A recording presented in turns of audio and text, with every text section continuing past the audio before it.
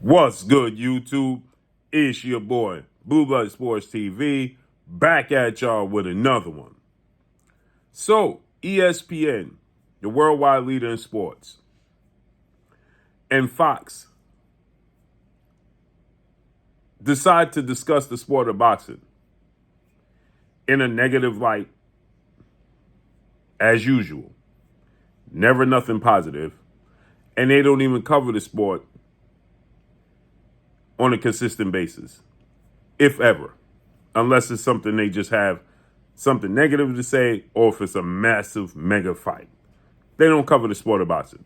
As I told you guys, there was a poll done, and this poll ranked the 10 most popular sports to keep an eye out for in the USA, United States of America, and boxing didn't even make the top 10. As a matter of fact, mixed martial arts, MMA, made number 9, and WWE made number 10. And complimentary acknowledgement, you had NCAA football and NCAA basketball. Boxing wasn't on the list, okay?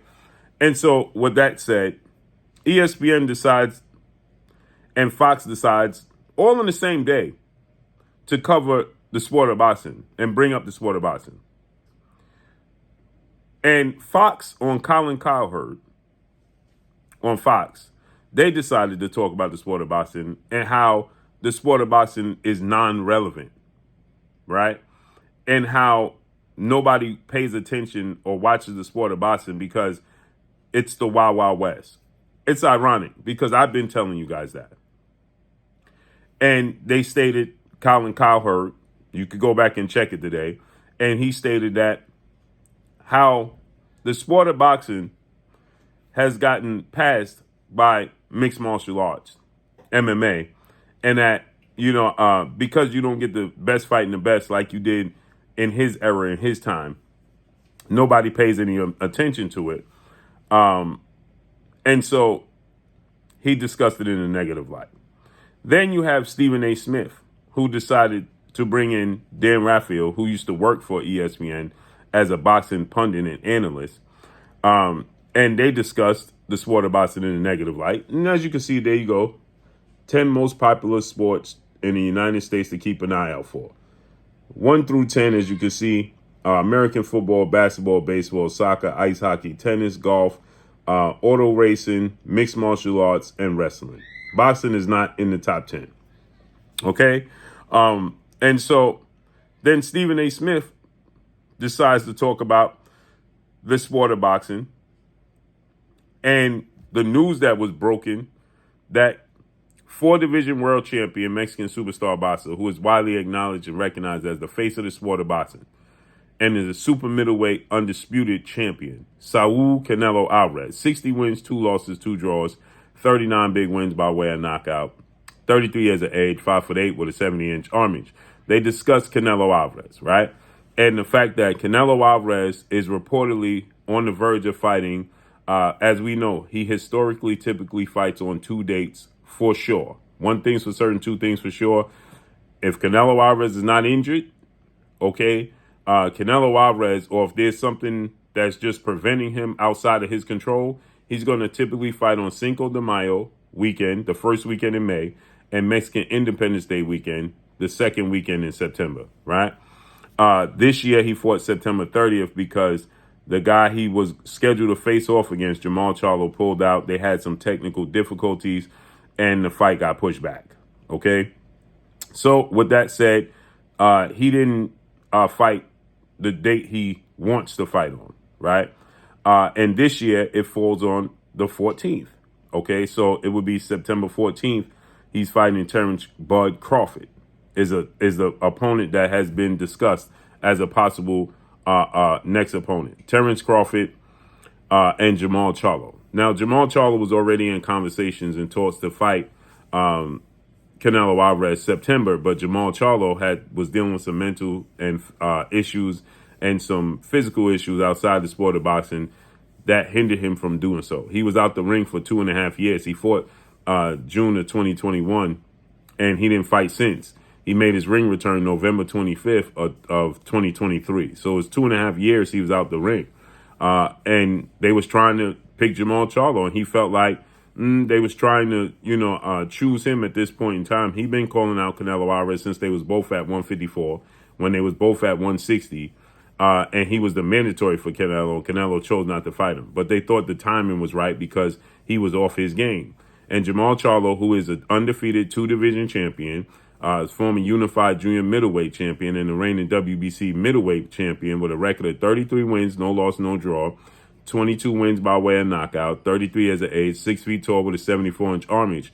Jamal Charlo, he understood that, no, timing wasn't right, and he was very smart, and he said, no, I'm not going to jump into this Canelo Álvarez fight because Canelo Álvarez represents a big payday and a fight that marquee fight I've been chasing, but the timing ain't right. They're picking me because I've been inactive, and he feels like he have an advantage. So no, I'm not doing it. So now it's talks that he fought. So then Canelo fought Jamal Charlo's identical twin brother, Jamel Charlo, who is a junior middleweight 3-time champion and was the undisputed junior middleweight champion with a record of 35 wins now, 2 losses, 1 draw, 19 wins by way of knockout. They're identical twin brothers, but Jamal Charlo is slightly bigger. Jamel Charlo is 5'11.5" with a 73.5-inch arm reach, right? And their frame is slightly different, right? You can see Jamal Charlo is just a little bit bigger, naturally bigger. So he ended up fighting him September 30th, dropped him in the 7th round, and won a unanimous decision. Now, it's said that he's going to fight Jamal Charlo. The storyline, he's going to fight Jamal Charlo May 4th, okay? And then, should he be victorious, he's going to fight Terence Crawford, undefeated 3-division world champion, 2-division undisputed world champion, reigning unified welterweight world champion, but is widely acknowledged and recognized as the #1 pound-for-pound best fighter in the world with 40 wins, no loss, no draw, 31 wins by way of knockout. He is 36 years of age, 5'8", with a 74-inch arm reach. So they feel like Terence Crawford is going to be at a fight in September 14th. And so people are not happy with this, okay? So Stephen A. Smith absolutely goes in on Canelo Álvarez for choosing this fight. And he had Shannon Sharp, NFL Hall of Famer, talking about this. But keep in mind, they're not boxing pundits. And Stephen A. Smith, I believe, was once upon a time somebody who was a huge fan of the sport of boxing. But as time went on and lack of big fights and the fights you wanted to see happening, he got lost in the shuffle. He started fading away from the sport. And, so Stephen A. Smith considered Jamal Charlo a natural 68-pounder, which his frame says that, but he don't fight at 168. He's never fought at 168. Okay, Canelo Álvarez campaigns at 168. And so Stephen A. Smith is like, why is Jamal Charlo the chosen opponent when he has a resemblance to his brother who Canelo just fought and beat? And why is Terence Crawford the chosen opponent for September when 2-time WBC super middleweight world champion, Mexican Ecuadorian superstar boxer, the Mexican monster David Benavidez, who is 28 wins, no loss, no draw, 24 wins by way of knockout, 27 years of age, 6'2" with a 75-inch arm reach, is the mandatory, was considered the better fighter the best fight in the division before Canelo came there, been considered the best fight since Canelo has been there, and didn't lose his titles in the ring, and is the mandatory challenger for Canelo Álvarez. And the WBC, World Boxing Council President Mauricio Sulaiman, board of 32 members, has stated that they was giving Canelo Álvarez a time frame, right, a time limit to which he had to make a decision, and yet now they pushed it back to March, okay? Which means that if they have lined up that he's going to fight David Benavidez in September, that's cool. But Stephen A. Smith is not happy that Terence Crawford is the chosen opponent for Canelo Álvarez in September over David Benavidez. And like I said, I highly respect Terence Crawford daring to be great.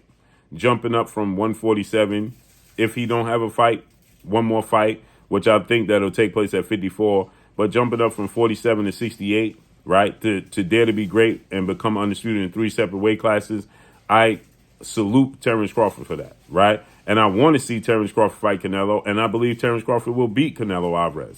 But I also believe that Terence Crawford doesn't deserve the opportunity to leapfrog David Benavidez and fight Canelo Álvarez, and this is David Benavidez's division. Period. I think David Benavidez has earned the right. He has cleaned up. He lost his belt due to recreational drugs use outside of the sport of boxing. Okay? He didn't lose his title due to anything other than that. It was recreational drugs use outside the sport of boxing. Period. Right? That's the WBC decided to strip him of his title. Then he lost his belt during a global pandemic on the scale, one of the few sporting events that was taking place at the time. He was one of the fights that was bringing sports back and bringing everything back to normalcy, to being normal, right?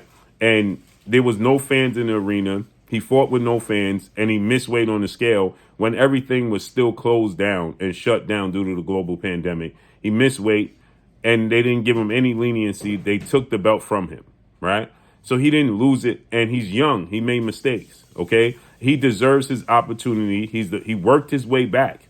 He didn't take any shortcuts. He fought Anthony Durrell, who picked up the WBC title the first time he lost it, stopped him and won the title back, okay? He worked his way back into this position that Canelo Álvarez petitioned to fight for the vacant belt immediately as soon as he was stripped for it. He fought Caleb Plant, Demetrius Andrade. He fought heavy hitters to work his way back into deserving the opportunity to get his belt back. And now he's in that position. Though Stephen A. Smith and ESPN, when they do talk about the sport of boxing, it's in a negative light. Because why? You have situations like this. It's the Wild Wild West. Terence Crawford should not be allowed. And again, I'm a big advocate of seeing Terence Crawford fight Canelo Álvarez. But I think if Terence Crawford gets the opportunity to fight him in September, I think Canelo Álvarez should be fighting David Benavidez in May. If you fight and beat David Benavidez in May, okay, I'm all for you fighting Terence Crawford in September. One of these two dates needs to be David Benavidez, point blank and period. The sport of boxing is a laughing stock. And when you have mainstream media like Fox today and ESPN today shedding a negative light on the sport of boxing, this is why I bang the drum so hard to see the best fighting the best, period. If one of those dates, Canelo Álvarez, or let's say you fight Terence Crawford in September. Canelo Álvarez has in the past fought 3 times a year. Well, then guarantee we see you fight David Benavidez in December. Period. One of these dates needs to be David Benavidez, signed, sealed, and ready to be delivered. Hands down. This removes the mockery the sport of boxing is shed, the light that is shed in on mega, quote-unquote, mainstream media platforms like ESPN and Fox today. Period. And that's all I got for y'all. Make sure you hit the like button, drop a comment in the comment section. Let me know what y'all think. Y'all already know what it is. It's your boy Blue, Blue Blood Sports TV. Hate, like, comment, and subscribe. You haven't subscribed, hit the subscribe button, hit the like button, hit the bell icon to get all the new notifications. Follow me on Instagram at Blue Blood Sports TV, all in one word. Y'all already know what it is. It's your boy Blue. I'm gone. Peace.